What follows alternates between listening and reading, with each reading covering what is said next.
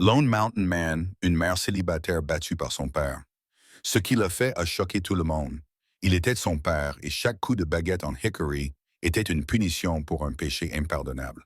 Avoir mis au monde des jumelles sans le nom d'un mari. Bonjour, mon cher ami. Je suis Jasper Ashwood, votre narrateur de Mountain Tales. Avant de commencer, n'oubliez pas de vous abonner et de laisser un commentaire ci-dessous pour me dire d'où vous nous écoutez. Je vous embrasse tous très fort et j'espère que vous apprécierez cette histoire. Le soleil se couchait sur les rocheuses du Colorado, peignant l'ancien granit de nuances cuivrées et ambrées. Ici, au cœur d'une terre faite de pics déchiquetés et d'endurance silencieuse, un homme se déplaçait comme s'il était né de la pierre elle-même. Pour les quelques trappeurs qui le connaissaient, il s'appelait Gideon Reed, celui qui marche sur les hauts de crête, et son existence était une conversation silencieuse avec les pins et le vent. Ses yeux, habitués à la beauté vaste et impitoyable de son domaine, ne manquaient rien. Ni l'ombre d'un aigle tournoyant haut dans le ciel, ni le scintillement d'une martre des pins sur un tronc gelé. Le silence des montagnes était un langage qu'il comprenait, une symphonie de sons subtils qui parlait de vie et de survie. Mais ce jour-là, un nouveau son s'immisça, une déchirure aiguë et hideuse dans le tissu de la paix des montagnes. C'était un son qui n'avait pas sa place ici. Le craquement humide et sec d'un hickory séché frappant la chair, suivi d'un sanglot si brut qu'il semblait blesser l'air lui-même. Ce son l'arracha au sommet de la crête et le guida vers un sentier sinueux et dangereux avec une certitude instinctive. Il se déplaça sans bruit, telle une ombre vivante glissant sur les rochers, jusqu'à ce qu'il en aperçoive la source. Près d'une cabane délabrée, un lieu qui respirait la négligence et la misère. Une femme était recroquevillée dans la boue. Elle s'appelait Catherine Hartwell, et le spectre de son récent accouchement s'accrochait encore à elle, une fragilité qui rendait la scène d'autant plus profane. Au-dessus d'elle se tenait son père, Josiah Brennan, Dave Sherman, le visage masqué par une fureur vertueuse, le fouet dans sa main s'abattant avec un rythme sinistre. Ce n'était pas un homme punissant un enfant. C'était un fanatique purifiant une souillure. Ses mots étaient du venin craché entre les coups. Il parlait de honte, d'une impureté introduite dans sa maison, d'une malédiction doublement infligée. Depuis une caisse en pain grossière toute proche, les cris aigus et fluettes des nouveau-nés lui répondaient, le son même du crime pour lequel leur mère était brutalisée. Deux petites filles, aux cheveux aussi pâles que le blé, étaient la source de sa rage. Satisfait d'avoir donné sa leçon, Josiah Brennan enroula sa baguette, respirant bruyamment mais régulièrement, comme s'il venait simplement de fendre du bois. Il jeta un dernier regard dégoûté à la femme allongée sur le sol et à la caisse contenant les nourrissons qui pleuraient, puis il se retourna et s'éloigna, le dos droit, la laissant briser dans le froid impitoyable. Gédéon resta immobile, caché dans l'ombre profonde d'un rocher, le visage aussi impénétrable que les parois de la montagne. Il attendit, avec une patience apprise des sommets eux-mêmes, jusqu'à ce que la silhouette de l'homme soit engloutie par les arbres. Ce n'est qu'alors qu'il émergea. Il ne se précipita pas. Ses pas étaient mesurés, délibérés, la douce chute de ses mocassins ne faisant aucun bruit sur la terre battue. Il n'était pas un sauveur chevauchant un cheval blanc. Il était une force de la nature, une réponse à la violence qui venait de se produire. Sa présence une question silencieuse et profonde dans le silence soudain. Il se tenait au-dessus d'elle, sa silhouette éclipsant le soleil brutal de l'après-midi. Catherine tressaillit, se recroquevillant sur elle-même, tous ses muscles tendus dans l'attente d'un autre coup. Son esprit, embrumé par la douleur et l'épuisement, ne pouvait enregistrer que la silhouette d'un homme, et un homme était pour elle synonyme de douleur, mais le coup ne vint jamais. Au lieu de cela, une gourde, vieille et usée, fut posée doucement sur le sol à côté d'elle. Il ne fit aucun bruit, se contentant de reculer de quelques pas, lui laissant de l'espace, son silence et son invitation. La soif, une sensation désespérée qui la tenaillait, finit par l'emporter sur la peur. Ses mains tremblaient lorsqu'elle tendit la main pour l'attraper, sans jamais quitter son regard. Il resta immobile, telle une silhouette sculptée dans la roche même de la montagne. Son regard n'était pas posé sur elle, mais sur l'horizon, lui accordant ainsi un peu de dignité. Après qu'elle eut bu, son regard se porta sur la caisse où les cris de Margaret et Elena s'étaient affaiblis pour devenir des gémissements épuisés. D'un mouvement lent et délibéré, il s'en approcha, ses mains, qui auraient pu briser le cou d'un homme, atteignant le bois rugueux avec une tendresse qui défiait l'entendement. Il souleva la caisse comme si elle contenait le plus fragile des trésors. Puis il se retourna vers elle et lui tendit la main. La terreur se mêlait à un espoir désespéré et naissant. Elle n'avait jamais connu le toucher d'un homme qui ne cherchait pas à contrôler ou à faire du mal. Hésitante, elle posa ses doigts meurtris dans sa paume. Sa prise était ferme, un ancrage stable, et il la remit debout avec une économie d'effort qui témoignait d'une force immense. Pourtant, il prit soin de ne pas aggraver ses blessures. Le voyage fut un flou de rochers, brûlés par le soleil et d'épicéas hérissés. Il l'éloigna de la cabane pour s'enfoncer dans le labyrinthe des sommets, où les sentiers disparaissaient à tous les yeux, sauf aux plus avertis. Elle trébuchait souvent, son corps était un puits de souffrance. Mais à chaque fois, son bras était là pour la stabiliser, sa présence formant un mur silencieux entre elle et le terrain impitoyable. Il portait la caisse avec les nourrissons dans un bras, sans jamais les secouer, ses mouvements fluides et assurés. Ils arrivèrent à un endroit qui semblait être un secret gardé par la terre elle-même. Une grotte creusée profondément dans le granit par des millénaires de glace et d'eau était cachée derrière un rideau de laurier des montagnes. À l'intérieur, l'air était frais et calme. C'était une blessure dans la roche, un lieu de guérison. Il déposa les bébés sur un lit de fines aiguilles de pin et se tourna vers elle. Il alla chercher de l'eau dans une source au fond de la grotte et lava le sang et la poussière de ses coupures avec des bandes de peau de daim propres qu'il sortit d'une pochette en cuir. Ses gestes étaient méthodiques, impersonnels, mais profondément bienveillants.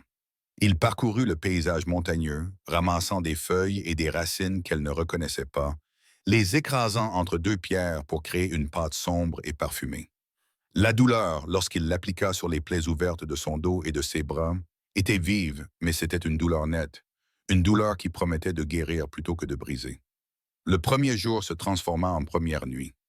Le problème urgent devint les cris de ses filles. Elles avaient une faim, leur petit corps exigeant ce qu'elle et son état de faiblesse pouvaient à peine leur fournir. À la tombée de la nuit, Gideon sortit de la grotte et disparut dans le crépuscule bleu. Une nouvelle vague de panique s'empara de Catherine. Il l'avait sauvée pour l'abandonner à un destin plus lent et plus douloureux. Elle serra ses filles contre elle, le cœur glacé, mais juste avant que la lune ne dépasse le sommet de la montagne, il revint. Il n'était pas seul.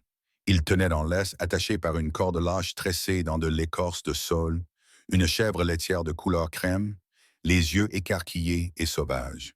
Il n'avait pas chassé. Il avait compris leurs véritables besoins.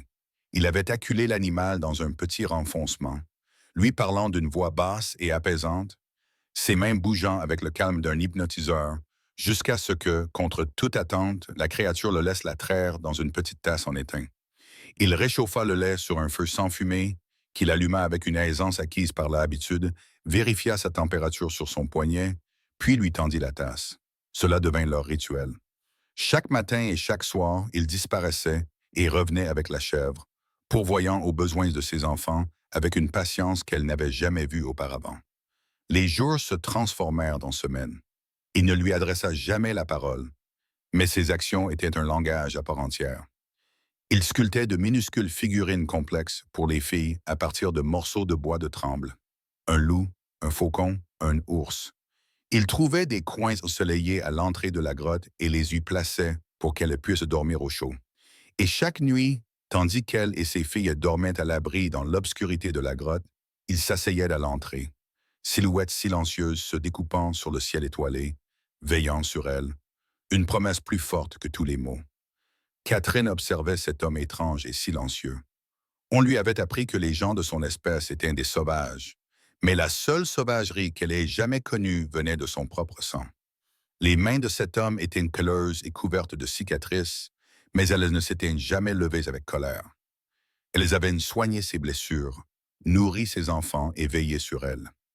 La terreur qui habitait son âme depuis si longtemps commença à relâcher son emprise, ses contours acérés adoucis par le rythme régulier et silencieux de ses soins. À sa place, quelque chose de déroutant et de fragile commença à grandir. un sentiment de paix calme et inébranlable. La lune passa d'un croissant argenté à un œil rond et avisé, puis revint à son état initial. Les entailles dans le dos de Catherine s'estompèrent pour former un réseau de cicatrices pâles, une carte permanente de son passé.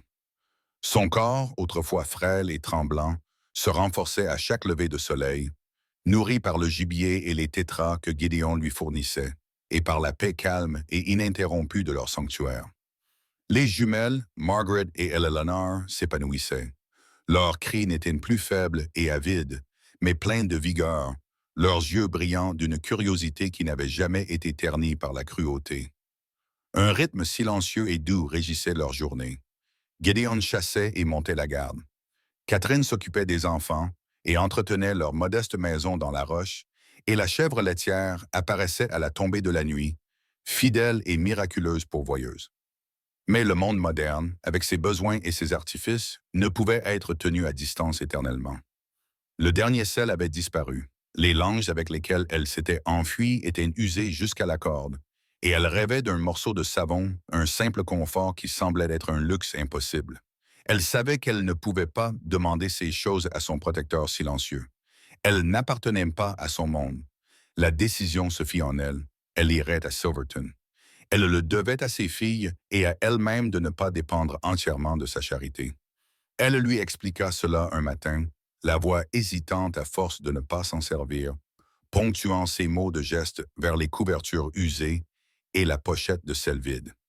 Il l'écouta, ses yeux gris fixés sur son visage, l'expression impassible. Il ne discuta pas et ne posa pas de questions. Il se contenta d'acquiescer d'un signe de tête, en signe de respect pour sa volonté. Avant son départ, il lui glissa quelque chose dans la main. Une petite peau de castor parfaitement tannée, d'une douceur incroyable. C'était un cadeau d'une immense valeur, qui lui permettrait de faire du commerce sans avoir à mendier. Le voyage vers la ville de Silverton lui sembla différent cette fois-ci. Le soleil était encore froid, le paysage toujours aussi impressionnant, mais sa peur avait fait place à une assurance tranquille. Elle connaissait le goût de l'eau de la source, l'ombre des pins, la trajectoire du soleil. Les montagnes n'étaient plus un lieu de désolation, mais un paysage qu'elle commençait à comprendre. Silverton, cependant, était un monde fait de lignes droites et d'angles vifs. Les maisons en bois bien ordonnées, le clocher d'un blanc éclatant de l'église, la rue principale boueuse. Tout cela lui semblait étranger, un lieu d'ordre rigide après le chaos organique fluide des sommets. Des yeux la regardaient derrière des rideaux de dentelle. Les femmes interrompaient leur conversation à son passage, leur chuchotement la suivant comme un vent glacial. Elle sentit le manteau familier de la honte retomber sur ses épaules. À l'intérieur du magasin général, l'air était chargé d'odeurs de grains de café, de cuir et de savon. Le commerçant était un homme au visage émacié et aux yeux fatigués, qui la regardait comme si elle était un chien errant qui s'était aventuré hors du froid. Sa politesse n'était qu'un mince vernis fragile recouvrant son désaccord. Elle était en train de poser la peau de castor sur le comptoir lorsque la clochette au-dessus de la porte tinta, annonçant l'arrivée d'Abigail Preston et de ses compagnes. Abigail était la femme du pasteur, une femme dont la piété était l'arme la plus redoutable. Ses yeux, de la couleur d'un jean délavé, balayèrent Catherine, remarquant sa robe rapiécée, sa peau bronzée et le fait indéniable qu'elle était seule. Catherine Hartwell, dit-elle d'une voix empreinte d'une douceur hypocrite qui ne se reflétait pas dans ses yeux. Nous avions tous entendu ces terribles rumeurs. C'est un soulagement de vous voir ici. Les femmes qui l'accompagnaient murmurèrent leur accord. Mais où est-ce votre père? Et vous avez des enfants maintenant. Des jumeaux, paraît-il. La question était un scalpel déguisé en innocente curiosité. Le magasin devint silencieux. Le commerçant fit semblant d'être occupé à ranger des boîtes de conserve sur une étagère. À cet instant, Catherine n'était plus la femme qui avait survécu dans les montagnes. Elle était redevenue la fille honteuse de Josiah Brennan, une femme déchue exposée au regard. La pitié dans leurs yeux était plus réprobatrice que la rage de son père. C'était un jugement qui la condamnait non pas pour un péché, mais pour le simple fait d'exister, pour avoir osé vivre et mettre au monde un enfant sans l'accord d'un mari et de l'Église. Elle ne pouvait plus respirer. Les murs du magasin semblaient se refermer sur elle sous le poids de leur vertu, telle une force physique. Laissant le sel et le tissu sur le comptoir, elle se retourna et s'enfuit, oubliant la peau de castor. Elle ne s'arrêta de courir que lorsque la dernière ligne rigide de Silverton se fut dissoute dans la distance brumeuse. Le voyage de retour fut d'une fuite désespérée vers la sécurité. À chaque pas qu'il enfonçait plus profondément dans les sommets, elle sentait l'étreinte suffocante de leur jugement se relâcher. Lorsqu'elle aperçut enfin le rideau familier de lauriers qui cachait leur grotte, un sanglot de profond soulagement s'échappa d'elle. Les montagnes ne jugeaient pas, les rochers ne chuchotaient pas. Le vent se moquait bien de savoir qui était le père de ses enfants. C'était un endroit brut, sauvage et dangereux, mais honnête. Elle était allée en ville, à la recherche du confort de la civilisation, mais elle n'y avait trouvé qu'une prison de chuchotement et de mépris. Elle retourna dans la montagne avec la certitude inébranlable que son monde avait été bouleversé. La nature sauvage et désolée était son sanctuaire, son seul véritable foyer. Et l'homme silencieux et vigilant qui y vivait était la seule âme qu'il avait jamais regardée, sans y voir une pécheresse, mais une survivante. Le rythme tranquille de leur vie, si difficile et fragile, fut brisé non pas par un homme, mais par le ciel lui-même.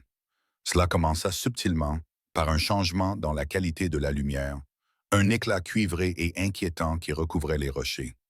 L'air devint lourd et immobile, le bourdonnement habituel des insectes s'éteignit, comme si la montagne retenait son souffle. Gédéon, qui était en train de dépecer un élan, s'arrêta soudainement, levant la tête pour lire les signes que Catherine ne pouvait pas voir. Ses mouvements devinrent économes et rapides. Il lui fit signe de rassembler les enfants et leurs maigres possessions. Son urgence était une alarme silencieuse. Il les conduisit plus profondément dans la grotte, dans une fissure étroite à l'arrière qu'elle n'avait jamais explorée. Elle débouchait sur une salle plus petite et plus haute, un refuge sûr au cœur du granit. À peine s'était-il installé dans l'obscurité étouffante que le monde extérieur explosa. Le vent arriva le premier, un mur physique de glace et de gravier qui hurla à travers les sommets. Puis vint la pluie. Ce n'était pas une averse purificatrice, mais un déluge biblique, un rideau d'eau solide qui frappait la terre avec la force de 1000 marteaux. Un grondement sourd se transforma en un rugissement assourdissant lorsqu'un mur d'eau brune et tourbillonnante, chargé de débris, déferla dans le fond de la vallée, balayant l'endroit même qu'elle considérait comme leur foyer. Dans l'obscurité suffocante de la chambre supérieure, la peur de Catherine était un torrent rugissant, mais les cris terrifiés de Margaret et Elalana la maintenaient à flot. Tandis que Gideon se calait contre un amas de rochers instables près de l'entrée de leur refuge exigu, elle se concentra sur ses filles, fredonnant une berceuse sans mélodie, protégeant leur corps avec le sien, sa voix, un minuscule fil de calme défiant la violente symphonie de la tempête. C'était son épreuve, son combat à mener, et elle n'allait pas échouer. La tempête passa aussi vite qu'elle était venue, laissant derrière elle un monde transformé et complètement dévasté. Le paysage familier avait disparu, remplacé par un terrain traître de boue glissante et de rochers aux arêtes vives fraîchement exposées. Le rideau de laurier qui cachait leur maison avait été arraché, les laissant à découvert. Mais la perte la plus dévastatrice fut découverte à l'aube. La chèvre laitière avait disparu. Gédéon trouva les traces au bord de la ligne d'inondation, indubitables même dans la boue. Les empreintes lourdes d'un grizzly et les empreintes de sabots éparpillées frénétiquement de sa proie. Il n'y avait pas eu de lutte, seulement l'histoire d'une fin rapide et silencieuse. Le miracle vivant qui avait nourri ses enfants avait disparu. Un désespoir froid et aigu, comme elle n'en avait pas ressenti depuis le dernier coup de son père qui avait transpercé Catherine. La magie facile avait disparu, remplacée par la réalité dure et impitoyable de la survie. Les cris affamés du bébé lui rappelaient constamment et douloureusement leur nouvelle précarité. Gédéon changea d'objectif. Il passait désormais ses journées à traquer, ses chasses étaient plus longues et plus ardues, et il revenait avec des proies plus petites, insuffisantes pour fournir le lait riche dont les nourrissons avaient besoin.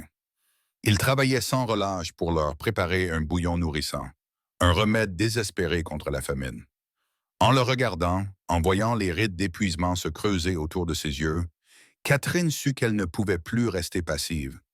Elle devait contribuer.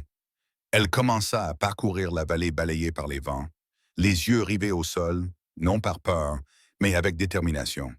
Elle cherchait les plantes qu'elle avait vues cueillir, son esprit repassant ses mouvements. Elle trouva les bulbes d'oignons sauvages, durs et riches en amidon, qu'il avait autrefois déterrés et rôtis. Elle identifia les baies acidulées et résistantes qui poussaient à l'abri des rochers. Au début, ses offrandes étaient maigres, une poignée de racines, quelques baies, mais c'était déjà quelque chose. C'était de la nourriture qu'elle pouvait manger pour garder ses forces afin de pouvoir continuer à s'occuper de ses filles. Un soir, Gideon rentra tard, les mains vides et fatiguées, le poids de leur situation pesant lourdement sur ses épaules. Il la vit près du feu, nourrissant les jumelles avec les derniers restes de bouillon. À côté d'elle se trouvait un petit tas bien rangé de racines qu'elle avait déterrées et nettoyées. Il s'arrêta, les yeux fixés sur sa modeste contribution. Il regarda tour à tour les racines et son visage, et pour la première fois, elle vit autre chose que de la patience vigilante dans son expression. C'était une lueur de respect, la reconnaissance d'un esprit qui refusait de se laisser briser. Il hocha lentement la tête une seule fois. Ce geste silencieux changea tout. Ils n'étaient plus le sauveteur et la sauvée. Ils étaient désormais partenaires dans une lutte commune et désespérée. La montagne était toujours un endroit dangereux et impitoyable, mais elle n'y était plus une étrangère. Elle apprenait son langage de survie, et ce faisant, elle découvrait une force qu'elle ne se savait pas posséder. Une résilience forgée non pas malgré la dureté qui l'entourait, mais grâce à elle. Les difficultés de leur nouvelle réalité s'installèrent dans une routine épuisante. La recherche de nourriture était un calcul constant et désespéré entre l'énergie dépensée et les calories gagnées. Mais ils étaient en vie. Ils avaient survécu à la tempête et à ses conséquences. Et dans cette lutte commune, un partenariat silencieux s'était forgé. Catherine ne se sentait plus comme une invitée dans les montagnes. Elle faisait partie de cet écosystème rude et exigeant, mais la nature sauvage réservait des épreuves bien plus cruelles que les inondations ou les prédateurs. Tout commença par une toux, un son sec et rauque provenant de la petite poitrine de Margaret. Au début, Catherine n'y prêta pas d'attention, mais la toux s'intensifia et la fièvre s'installa, une chaleur malveillante qui rayonnait du petit corps de l'enfant. Catherine fit ce qu'elle put, baignant son front avec les eaux fraîches de la source, mais la fièvre continuait de monter, aussi implacable que le soleil.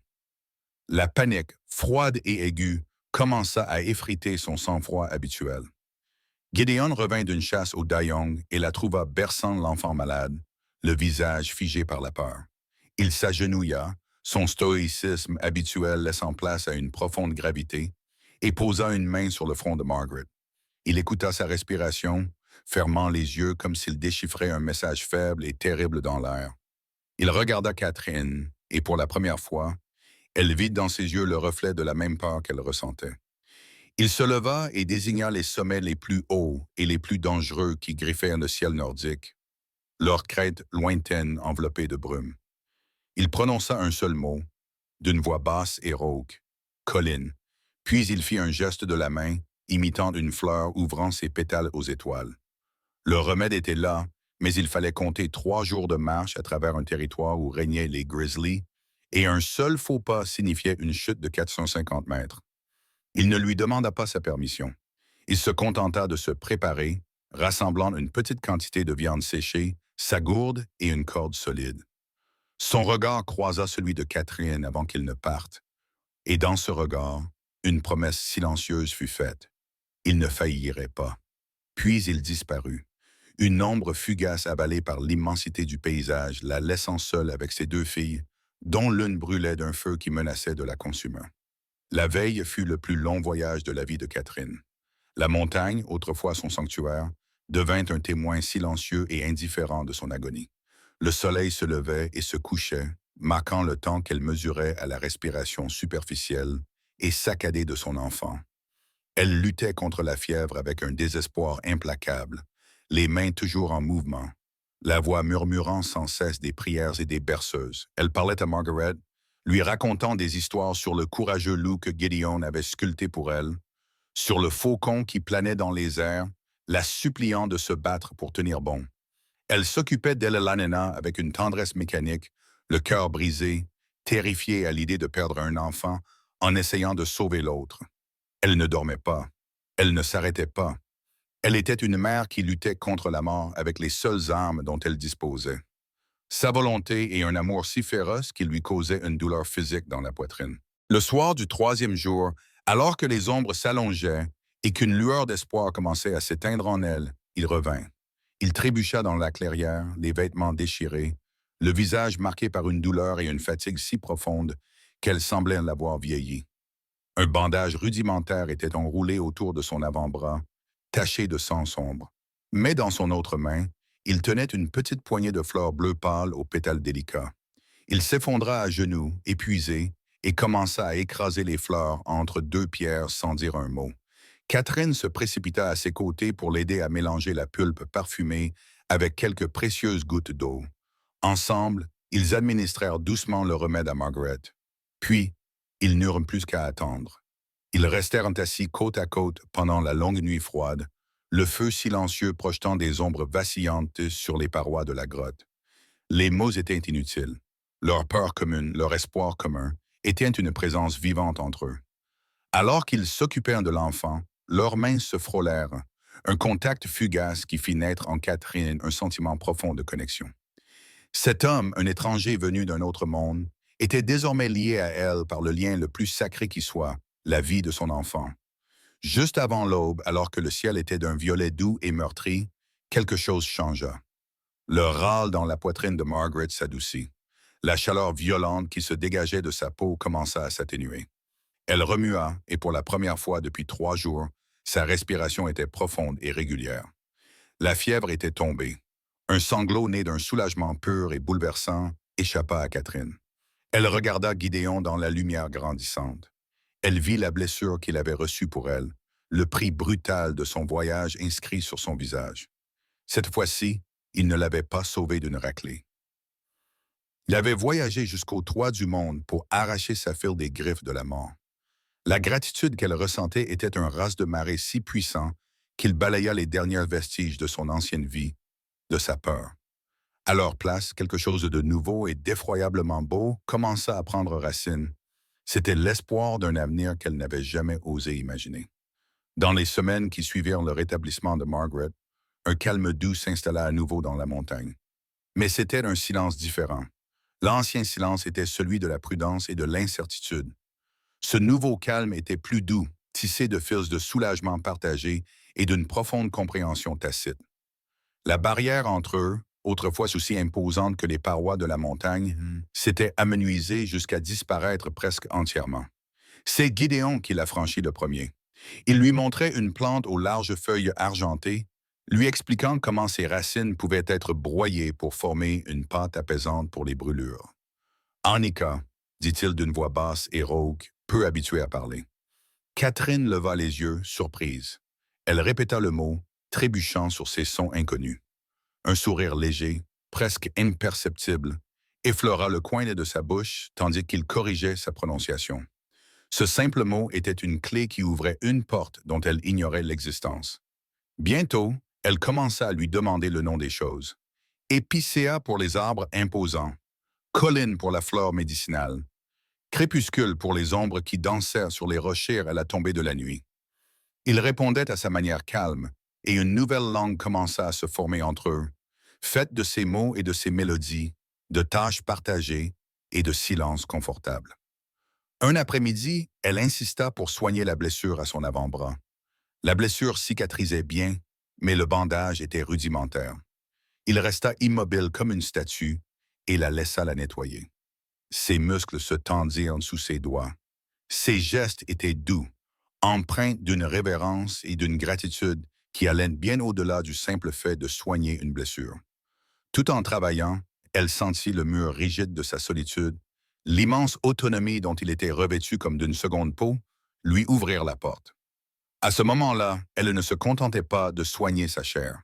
Elle reconnaissait le sacrifice qu'il avait fait, une dette qu'elle ne pourrait jamais rembourser, mais qu'elle honorerait pour le reste de sa vie. Leur vie devint plus profondément liée. Il lui apprit à prédire le temps à partir de l'odeur de l'air et de la forme des nuages. Elle lui a montré comment tisser les fibres résistantes de l'écorce de sol pour en faire des cordages souples et durables. Il revenait de la chasse et trouvait un feu qui brûlait joyeusement et un repas simple composé de racines rôties qui l'attendaient. Elle se réveillait la nuit au son doux de ses mains qui réparaient les mocassins de l'une de ses filles, ses grandes mains incroyablement habiles avec la petite aiguille et le fil. Elle regardait ses filles grandir, leur rire résonnant sur le granit chaud. Elle n'avait peur de rien. Leur monde n'était pas défini par un père cruel et une ville qui les jugeait, mais par le vaste ciel ouvert et la présence inébranlable de leur protecteur. Une joie si pure qu'elle ressemblait à une trahison de son passé commença à fleurir dans la poitrine de Catherine. Elle était venue dans cette montagne en tant que réfugiée, brisée et humiliée. Mais dans son étreinte rude, elle avait trouvé non seulement la sécurité, mais aussi un sentiment d'appartenance qu'elle n'avait jamais connu. Cette nature sauvage était son foyer. Un soir, Gédéon se tenait sur la crête au-dessus de la grotte, regardant la lumière du feu projeter une lueur dorée et chaleureuse depuis l'intérieur. Il entendait la voix douce et claire de Catherine qui chantait une berceuse aux jumeaux. C'était une mélodie simple et douce qui parlait de champs verts et de ruisseaux paisibles, un monde loin de leur réalité faite de rochers et de glace. Pourtant, ce son n'était pas déplacé. Il faisait désormais partie du chant de la montagne. Il réalisa que la solitude qu'il avait autrefois cultivée comme un bouclier était devenue vide de sens. Les pas silencieux, le chant doux, les rires des enfants. Ces sons avaient comblé un vide en lui dont il n'avait pas conscience. Il n'était plus seulement un homme qui marchait seul sur les crêtes. Il était le gardien d'une vie, d'un foyer. La paix était si totale qu'elle semblait sacrée et donc fragile. La prémonition de sa fin arriva avec le crépuscule quelques jours plus tard. Gédéon revint d'une longue patrouille sur leur territoire, marchant comme toujours d'un pas tranquille, mais son regard avait changé. Il était désormais dur et intense. Sa vigilance s'était affinée pour devenir la concentration d'un chasseur. Il ne parla pas de ce qu'il avait vu, mais ses actions parlaient pour lui. Cette nuit-là, il ne se reposa pas. Il s'assit près du feu, aiguisant méthodiquement le tranchant de son couteau contre une pierre humide, le grattement rythmique de l'acier sur la pierre, un son désagréable dans la nuit calme. Il réarma son arc, testant sa tension encore et encore. La brève période de paix était terminée. Quelque chose se préparait. Le monde qu'elle avait fui s'était souvenu de son nom. Le rythme du couteau sur la pierre humide fut le seul bruit dans la vallée pendant 2 jours. C'était un bruit qui effaçait les contours doux de leur paix, ne laissant qu'une tension nerveuse et brute. Catherine se rendit compte qu'elle ne pouvait pas se calmer, ses oreilles tendues, pour capter le moindre bruit inhabituel, ses yeux scrutant constamment les lignes des crêtes. Le sanctuaire commençait à lui sembler comme une cage. Le matin du 3e jour, Gédéon l'emmena à un demi-mile de la grotte, à un endroit où le sentier traversait une parcelle de terre molle et boueuse. Là, gravée dans la terre, se trouvait l'empreinte claire et nette d'un cheval ferré, et à côté, l'empreinte plus profonde d'une botte d'homme. Ce n'était pas la marque d'un prospecteur errant. Les strass étaient délibérées, formant un cercle. Il la regarda, ses yeux gris fixés sur les siens, et elle n'eut pas besoin qu'il parle. La volonté de son père était implacable, un poison qui s'était échappé de Silverton et s'infiltrait désormais dans les fissures de sa nouvelle vie. Le monde extérieur ne l'avait pas oublié. Il la traquait activement. Les jours qui suivirent furent marqués par des préparatifs tendus. La vallée n'était plus leur foyer. Elle était devenue leur forteresse. Gédéon travaillait avec une détermination silencieuse et sinistre, transformant le paysage en une extension de sa volonté. Il lui montra une nouvelle voie d'évacuation, une escalade périlleuse à 4 mains vers une corniche étroite cachée en haut de la falaise. Il empila des pierres près de l'entrée principale de leur campement, une alarme naturelle qui signalerait tout intrus. Il construisit un écran de broussailles séchées et de branches de pin, dissimulant si parfaitement l'entrée de leur grotte qu'elle semblait se fondre dans la roche. Il ne se préparait pas à une bataille. Il préparait le terrain pour se battre pour eux. La peur, une compagne froide et familière, revint hanter Catherine, mais elle était différente désormais. Ce n'était pas la terreur passive et impuissante d'une victime. C'était la peur féroce et aiguë d'une mère protégeant ses petits. La vie de ses filles était en jeu et sa peur alimentait une détermination qu'elle ne se savait pas posséder. La menace arriva par un après-midi glacial et sans vent. Gédéon était parti en reconnaissance dans la vallée en contrebas.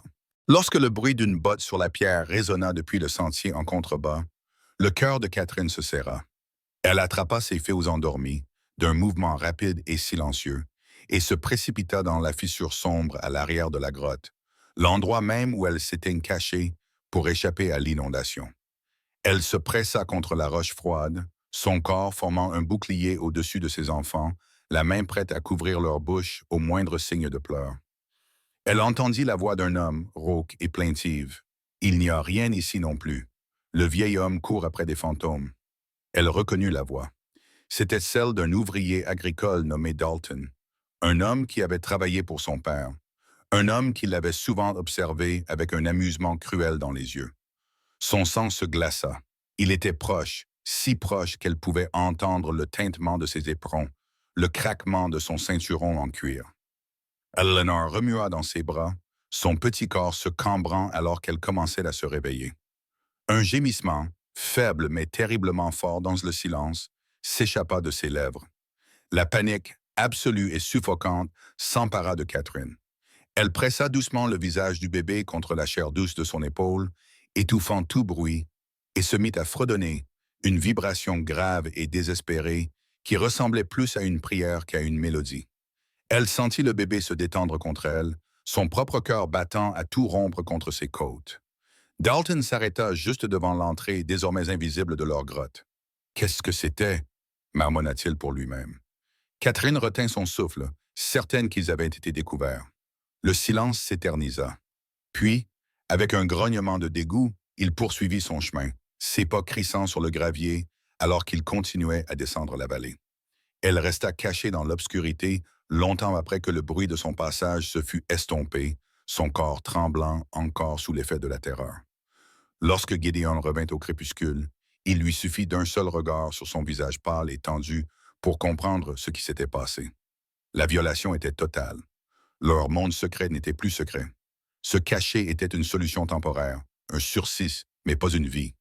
Cette nuit-là, alors qu'elle le regardait monter la garde à l'entrée de la grotte, elle sut qu'une décision avait été prise. Elle ne permettrait pas à ses filles de grandir dans ce secret, de passer leur vie dans une grotte sombre, toujours à l'affût des pas des hommes qui les traquaient. Elle s'approcha de lui, la lumière du feu projetant leurs longues ombres sur la roche. Il se tourna vers elle et vit dans ses yeux non pas de la peur, mais une flamme froide et claire. Elle n'avait pas besoin de parler.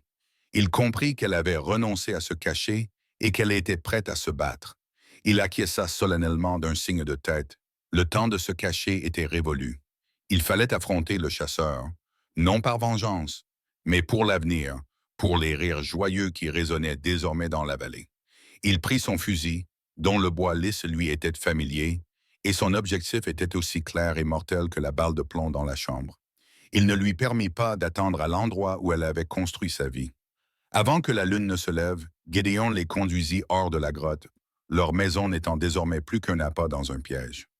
Leur chemin était une ascension presque verticale, une série de prises pour les mains et les pieds qu'elle n'aurait jamais pu franchir quelques semaines auparavant.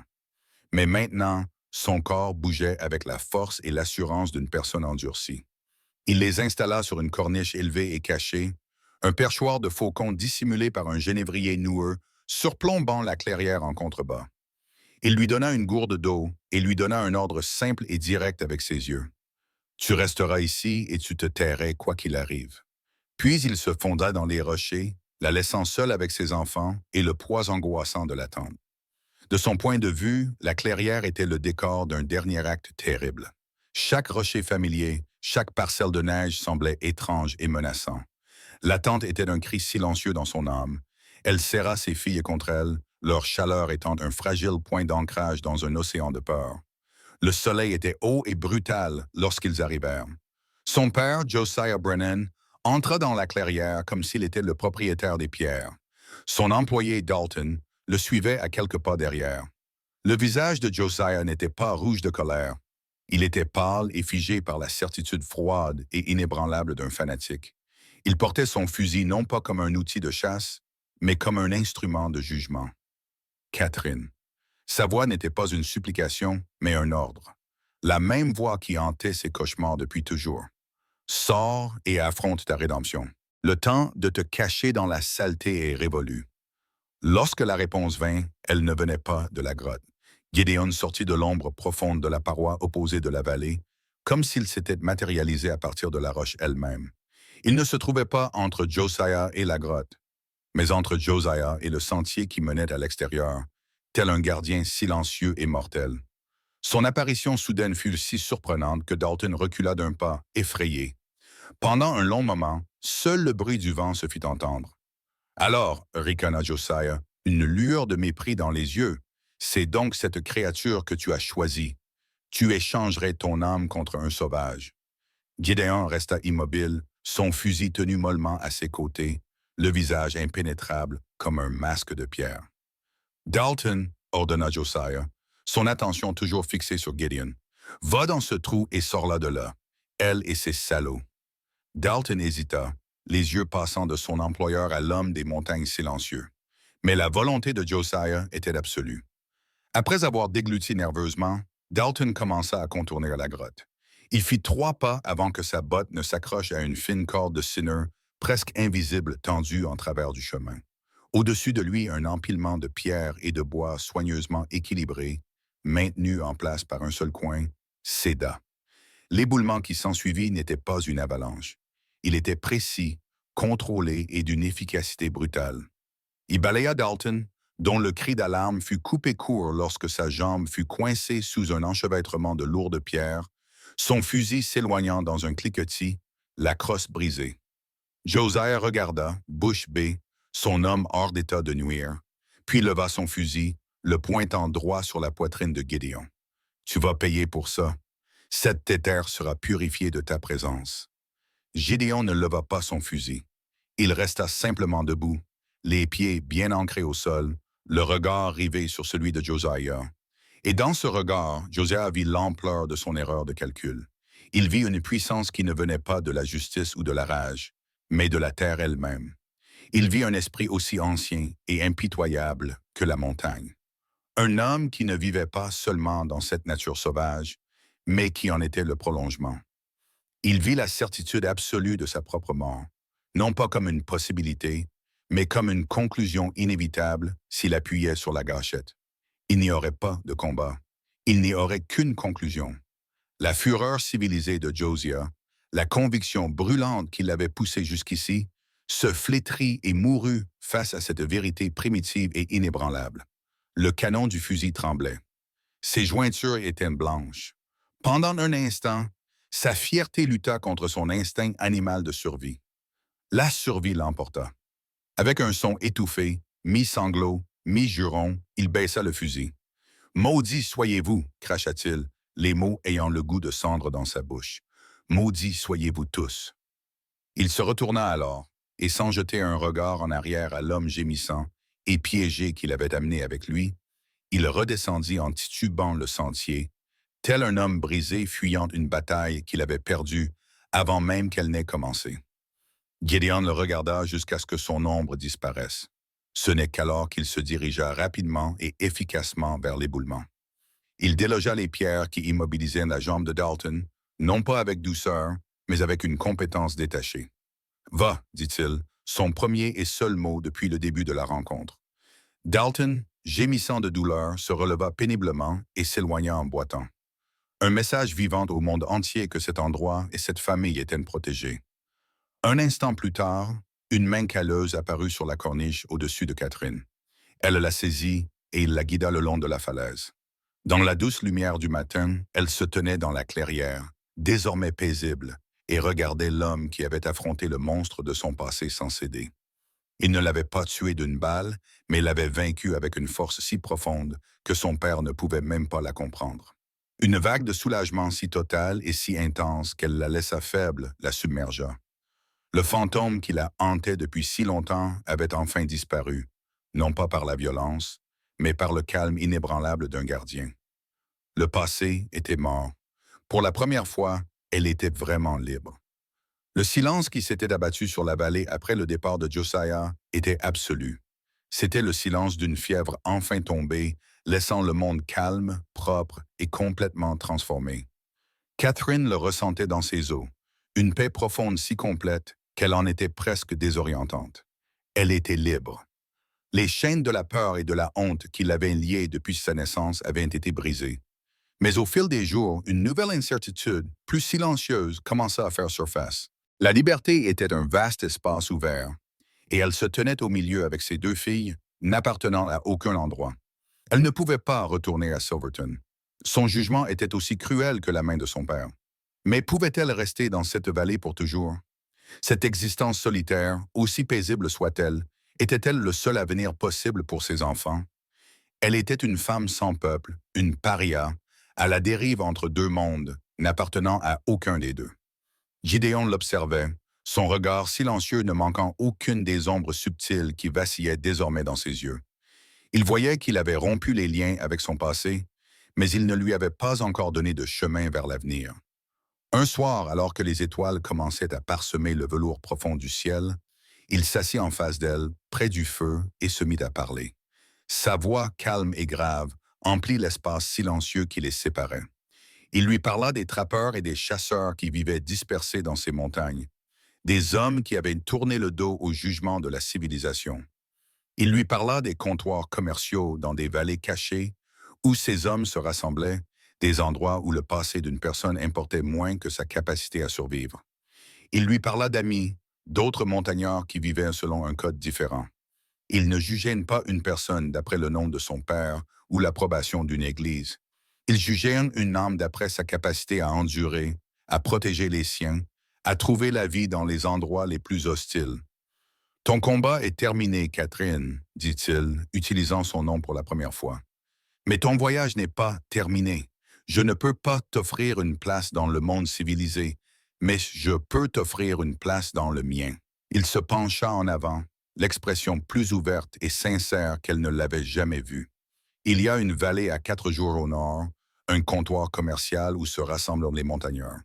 Des familles y vivent, des trappeurs, des épouses, des veuves, des enfants, des gens qui ont choisi cette vie. Ce que vous appelez la honte, ils l'appellent la force. L'histoire de la façon dont vous avez protégé vos enfants, de la façon dont vous avez survécu dans cette vallée, cela vous vaudra leur respect. Votre courage vous permettra de trouver votre place parmi eux. Les larmes montèrent aux yeux de Catherine, des larmes non pas de tristesse, mais d'une gratitude si immense qu'elle en était douloureuse. Il ne lui offrait pas seulement un refuge, il lui offrait une identité, un foyer. Il prenait les morceaux de sa vie brisés, les choses mêmes pour lesquelles elle avait été condamnée, et les qualifiait de sacrées. Elle regarda ses filles qui dormaient paisiblement, puis l'homme stable et honorable qui se tenait devant elle. Son choix était simple. C'était le seul choix qu'elle avait. Oui, murmura-t-elle.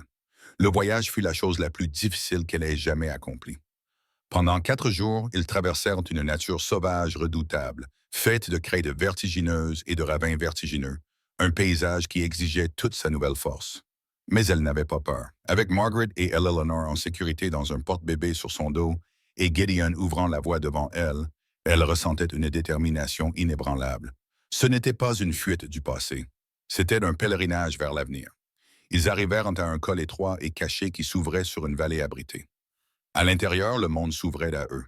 C'était un petit comptoir commercial entouré de cabanes rudimentaires, protégé du monde extérieur par des pics imposants remplis des bruits de la vie. De la fumée s'élevait des cheminées. Des enfants jouaient près d'un ruisseau. Une femme étendait du linge sur une corde tendue entre deux pins. Catherine rapprocha ses filles d'elle, le cœur battant alors que des regards curieux se tournaient vers elle. Ce n'était pas une colonie avec des conseils et des cérémonies. C'était un rassemblement de survivants, de personnes qui avaient préféré les montagnes au jugement des villes. Gédéon la conduisit au comptoir commercial où plusieurs montagnards étaient assis sous le porche, réparant des pièges et nettoyant des fusils. Un trappeur plus âgé, nommé Ezra, se leva à leur approche, son visage buriné, s'illuminant d'un sourire prudent mais sincère. Gédéon parla simplement, leur racontant son histoire en termes clairs. Il évoqua la cruauté de son père, sa fuite dans les montagnes, l'inondation, la fièvre et le grizzly. Il ne la présenta pas comme une victime qu'il avait sauvée, mais comme une femme qui avait survécu à ce qui aurait tué la plupart des hommes. Quand il eut terminé, Ezra la regarda longuement, puis regarda les 2 enfants qu'elle tenait dans ses bras. Une femme sortie du comptoir commercial, le visage marqué par des années de vie dans les montagnes. C'était Sarah, la femme d'Ezra, et ses yeux reflétaient la compréhension de quelqu'un qui avait lui aussi fui quelque chose. Toute femme capable de passer l'hiver dans ces hautes vallées avec 2 bébés et d'en sortir indemne a gagné sa place ici, dit Ezra simplement. Nous ne demandons pas d'où viennent les gens. Nous leur demandons ce qu'ils savent faire. Sarah s'approcha et posa doucement sa main sur le bras de Catherine. Il y a une cabane vide près du ruisseau. Le toit a besoin d'être réparé, mais elle est solide. Vous êtes la bienvenue. Pas de cérémonie, pas de nouveau nom, juste l'acceptation. Son histoire de résilience est un témoignage de l'esprit humain, un rappel que l'amour le plus féroce peut s'épanouir dans les endroits les plus impitoyables. Selon vous, quel est le véritable sens de la famille? Est-ce que le sang que vous partagez ou les liens que vous forgez dans le feu de l'adversité? Faites-nous part de vos réflexions dans les commentaires ci-dessous. Catherine s'épanouit dans la communauté montagnarde. Elle apprit leurs coutumes, ses mains devinrent habiles, son cœur s'allégea. Le rire de sa fille, autrefois un son fragile et secret, résonnait désormais dans la vallée, leurs cheveux clairs contrastant avec la terre riche tandis qu'elle jouait, en sécurité et chérie parmi les autres enfants. Elle n'était plus une tâche à effacer, mais un symbole de survie, une femme qui avait été dépouillée de tout, pour finalement trouver son véritable foyer. Les montagnards en vinrent à respecter sa force tranquille, et elle devint un membre apprécié de leur communauté rude. Et tandis qu'elle et Gideon se tenaient ensemble pour regarder le coucher du soleil, leur compagnie silencieuse formant un lien plus fort que n'importe quel serment, elle sut qu'elle avait trouvé plus qu'un refuge. Elle avait trouvé une vie. Des histoires qui ne se contentent pas de divertir, mais qui laissent une empreinte. Abonnez-vous, partagez et surtout, continuez à croire que le véritable amour peut encore changer le destin. Car parfois, une seule décision suffit pour recommencer, et ce n'était que le début. La prochaine histoire vous surprendra d'une manière que vous ne pouvez imaginer. Cliquez sur la vidéo qui apparaît sur votre écran et préparez-vous à être encore plus ému.